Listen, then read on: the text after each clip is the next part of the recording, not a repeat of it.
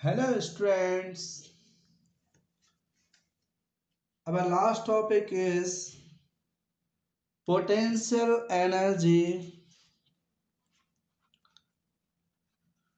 potential energy of a system of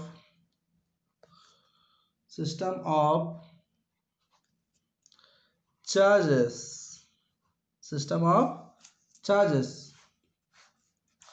ठीक है, अब देखो एक एक करके बात करते हैं। इसमें बहुत इजी है, आराम आराम से समझते जाइए। देखिए अपने पास में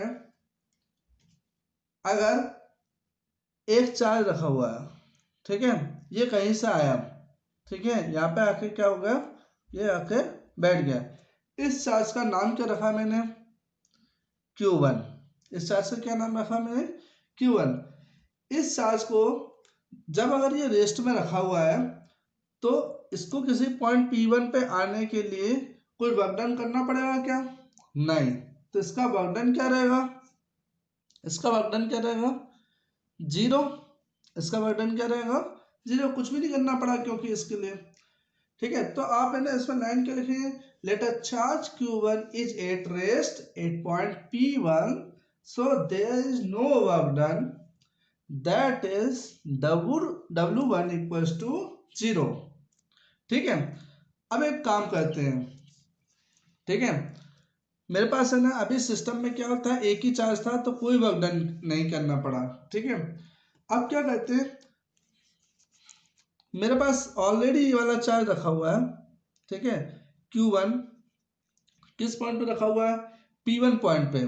ठीक है, अब ये P1 पॉइंट पे रखा हुआ है, कोई इंफिनिटी से कोई चार्ज Q2 आया, कहाँ आया, यहाँ पर आया, किसकी इलेक्ट्रिक फील्ड के पास में आया, Q1 की इलेक्ट्रिक फील्ड में आया।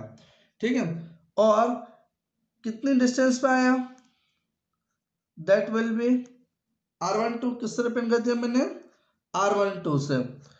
अब देखो ये जो अपने पास Q2 आया है किस पॉइंट पे आया, ये P2 पॉइंट पे आया।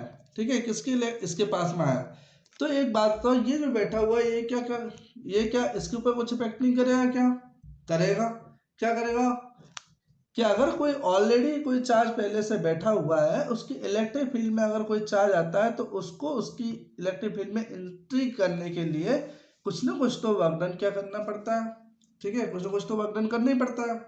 ठीक है, तो वही चीज अपन यहाँ पे करते हैं। तो देखो सेकंड थिंग अपने पास system, when Q2 is move from infinity to P2, कोई पॉइंट P2 पे पहुंचा, so the work done against Q2। तो अपने पास Q2 के लिए अगेंस्ट में क्या वर्क डन हो जाएगा। तो देखो एक बात बताओ, ये फॉर्मूला था potential equals to work done per unit charge.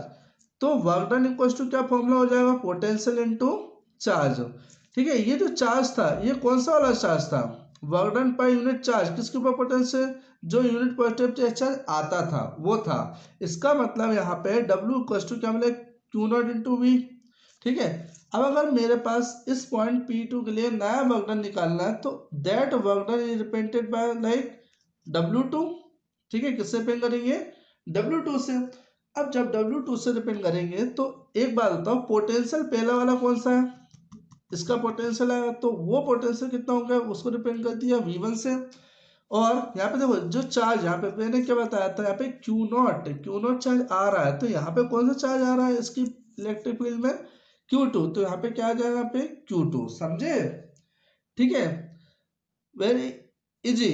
W2 equals to, potential का फॉर्मूला क्या होता है, पोटेंशियल का फॉर्मूला क्या होता है, 1/4 pi epsilon naught Q1 upon distance. ठीक है, 1/4 pi epsilon not Q upon R, ये डिस्टेंस हो गई। अब यहाँ पे है ना अपने पास में ऑलरेडी एक चार्ज है, वो क्या है, Q2। तो मेरे पास है ना पोटें जो W2 का जो फॉर्मूला हो जाएगा वो हो जाएगा 1/4 pi epsilon naught Q1 into Q2 by R12। ठीक है, ये समझ में आ गया। ठीक है, ये वर्कडन किसके लिए इसका किया, तो टोटल वर्कडन कितना हो जाएगा अपने पास में, टोटल वर्क डन अपने पास में हो जाएगा W equals to W1 plus W2। ठीक है, W1 तो अपना 0 है, तो अपने पास नेट जो वर्क डन आता है, टोटल जो वर्क डन आता है, तो वो पोटेंशियल एनर्जी फॉर्म में होता है, तो potential energy depended by u mu. ठीक है, यहाँ पे जो पोटेंशियल है तो उसके लिए फॉर्मूला क्या हो, 1/4π0। किसी किसी बुक में यू से रिप्रेजेंट करके रखा है, किसी किसी बुक में म्यू से रिप्रेजेंट करके रखा है, so there is no problem. ठीक है, अब देखो इसको ऐड करें तो क्या मिलेगा, यहाँ पे Q1 into Q2 divided by R12। Clear है, ये मेरे पास ये वाला फॉर्मूला हो गया। ठीक है, तो यहाँ पे हेडिंग क्या हो जाएगी, इसमें हेडिंग और जुड़ जाएगी। पहली वाली हेडिंग क्या हो जाएगी, potential energy of a system of charges में पहला वाला क्या आएगा, potential energy of system of 2 point charges अलग से। ठीक है, अब यहाँ पे क्या आ जाएगा, for 2 point charges, for 2 point charges. ठीक है, सिंगल चार्ज है तो कुछ वर्क डन करना ही पड़ेगा, कोई है ही नहीं।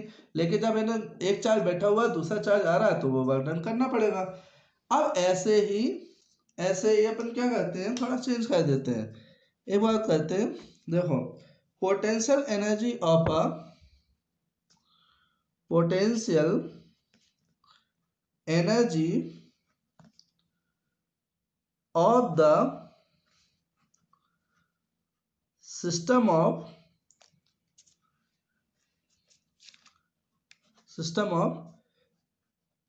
3 पॉइंट चार्जेस। ठीक है,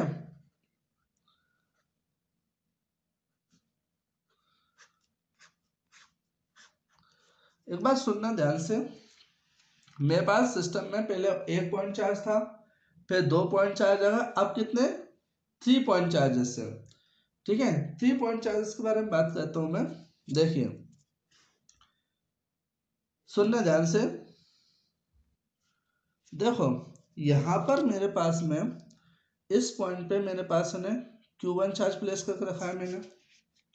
ठीक है, ये पॉइंट P1 है, एंड यहां से R12 डिस्टेंस पर सेकेंड चार्ज प्लेस करके रखा है। कौन सा चार्ज आ रहा है, वो भी कहीं से आ रहा है। ठीक है, Q2, और किस पॉइंट पे आ गया, P2 पे। ठीक है, अब सिस्टम में ये दोनों चार्ज हैं, पर थर्ड चार्ज आ रहा है इस पॉइंट पे ले लिया। ठीक है, इस पॉइंट P, इसका नाम रख दिया P3। ठीक है, इसका नाम चार्ज का क्या है, Q3। ठीक है, ये इनके पास में आ रहा है, तो ये इससे जो डिस्टेंस पे है और ये इससे जो डिस्टेंस पे है, ये जो डिस्टेंस का नाम ले लेते हैं यहाँ पे, देखो समझने के लिए अपन याद रख लेते हैं 1 3, तो R13, और यहाँ से लेके यहाँ तक डिस्टेंस को समझने के लिए रख लेते हैं R23। कोई प्रॉब्लम नहीं होना चाहिए। ठीक है, अब देखो फॉर्मूला बनाते हैं कि देखो हमारे पास में सिंगल चार्ज था, तब वर्क डन 0 रहेगा। हमारे पास है ना, जब 2 पॉइंट चार्जेस आ गए थे, मतलब एक रखा हुआ दूसरा आ गया, तो हमने W2 निकाल लिया था। पर अब तीसरे के लिए निकालना है, तो मेरे पास देखो W3, मतलब तीसरे के लिए निकालना है, तो सिंपल सी बात है कि अगर तीसरा वाला जब अगर आएगा, तो ये दोनों के पोटेंशियल इसको इफेक्ट करेंगे, इन दोनों के पोटेंशियल इसको इफेक्ट करेंगे। और अगर इनके पोटेंशियल इनको इफेक्ट करते हैं, तो इसका मतलब क्या है, टोटल पोटेंशियल कितना हो, V1 प्लस V2, जिसके इसका उसका। ठीक है, इनटू चार्ज, कौन सा वाला चार्ज आ रहा है, Q3 आ रहा है। समझ में आया, वेरी इंपॉर्टेंट कंसेप्ट। ठीक है, वेरी इंपॉर्टेंट कंसेप्ट है। अब आगे चलते हैं, इसका मतलब क्या है, W3 equals to V1 plus V2। अब V1 कितना है अपने पास में, देखो एक बात बता देता हूँ, V1 की वैल्यू आएगी 1/4πε0 Q1 बाय कितना आएगा, V1 प्लस V2। अब देखो इसके ऊपर ये चार्ज आ रहा है, तो यहाँ से इस पॉइंट P1 के लिए यहाँ से लेके यहाँ तक की डिस्टेंस कितनी है, R13, कितने डिस्टेंस है, R13। और सेकंड वन V2 जो दूसरा चार्ज है, उसके लिए क्या आएगा यहाँ पे Q2 बाय, सॉरी यहाँ पे 1/4πε0, पहले तो ये आएगा 1/4πε0 Q2 बाय R1, सॉरी यहाँ पे R23, ये हो गया। और बाहर से किसका मल्टीप्लाई यहाँ पे Q3 का। ठीक है, बाहर से किसका मल्टीप्लाई, Q3 का। तो ये मेरे पास है ना टोटल क्या हो जाएगा, W3 का फॉर्मूला बन जाएगा। देखो इन दोनों क्या कॉमन निकल रहा है, 1/4 pi epsilon naught. That means we get Q1/R13 plus Q2/R23। ठीक है, और यहाँ पे मल्टीप्लाई में क्या है, Q3। तो मेरे पास टोटल पोटेंशियल कितना हो जाएगा यहाँ पे, टोटल वोल्टेज कितना हो जाएगा यहाँ पे, ये हो जाएगा। अब देखो यहाँ पे मेरे पास टोटल एनर्जी कितनी हो जाएगी, total energy equals to W1 plus W2 plus W3। ठीक है, तो ये जो हो जाएगा तो इसको रिप्रेजेंट करते हैं म्यू से। तो देखो इन तीनों में अगर मैं ऐड करता हूँ, तीनों में देखा जाए, अगर यहाँ पे देखा जाता है तो देखो यहाँ पे W2 अपन ने निकाल कर रखा था, यहाँ पे W2 की value 1/4 pi epsilon naught Q1 Q2 by R12 है ना। W3 की वैल्यू अपने पास में है ना क्या है, 1/4 पाई एप्सिलॉन नॉट, इनका इसमें मल्टीप्लाई करेंगे तो मेरे पास मिलेगा 1/4 pi epsilon naught Q1 Q3 by R13, 1/4 pi epsilon naught Q2 Q3 by R23। ठीक है, तो W1 की तो वैल्यू कितनी है, 0 है। तो अब W2 और W3 ही आएंगे, तो इन दोनों में क्या है, 1/4 पाई एप्सिलॉन नॉट कॉमन कर दिया। ठीक है, अब अंदर देखा जाता है तो ऊपर वाले इस ये देख लेते हैं Q1 Q2 बाय R12। ठीक है, Q1 Q2 by R12 plus W3 के लिए देखो Q1 Q3।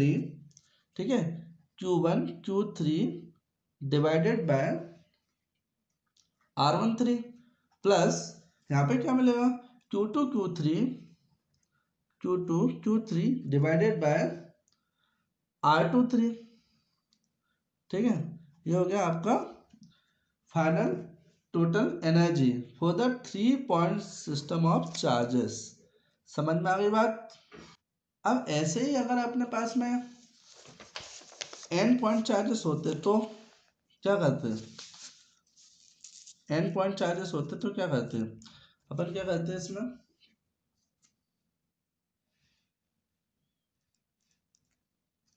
देखो फॉर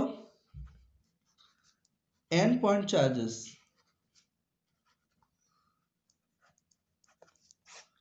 n पॉइंट चार्जेस के लिए अगर करें तो देखो उसके लिए फॉर्मूला था म्यू इक्वल्स टू, अपन इसको 1/4 पाई एप्सिलॉन नॉट, अगर इसको सम्बाइंड कर समेशन कर देते हैं फॉर ऑल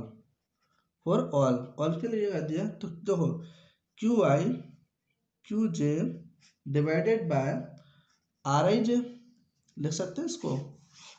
ठीक है, अब इसको बाइफरकेट कर देते हैं तो देखो इसको, अगर मैं इसको टुकड़े टुकड़े कर देता हूँ, अगर मैं ले लेता हूँ समेसन I = 1 से लेके n तक कर देते हैं, और समेसन J = 1 से लेके n तक अगर करते हैं, तो मेरे पास QI QJ divided by RIJ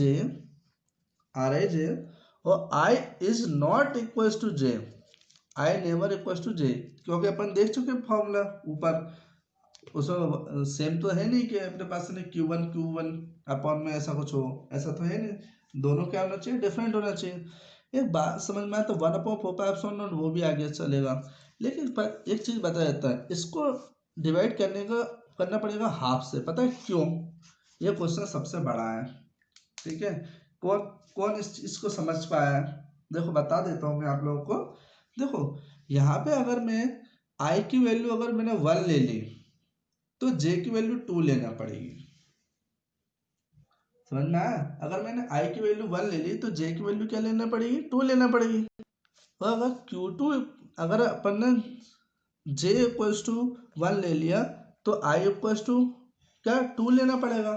ठीक है, तो ऐसे करते करते ये तो दो दो पेयर हो जाएंगे, Q1 Q2 Q2 Q1 एक जैसे दिखाई देंगे, तो डबल डबल दिखाई देंगे, तो इसलिए उनको क्या करना, एक ही सिंगल टाइम ही चाहिए, तो अपन क्या कर देंगे, ओनली हाफ, तो वो आधे ही मिलेगा। समझ में आया।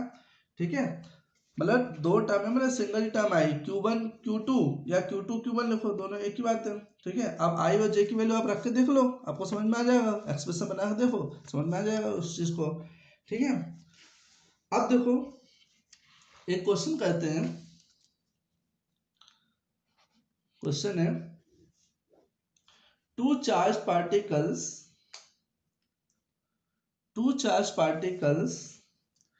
each having charge 2 microcoulomb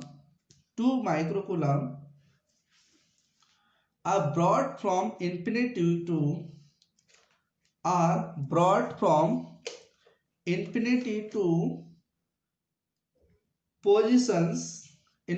to positions separated by 10 centimeter.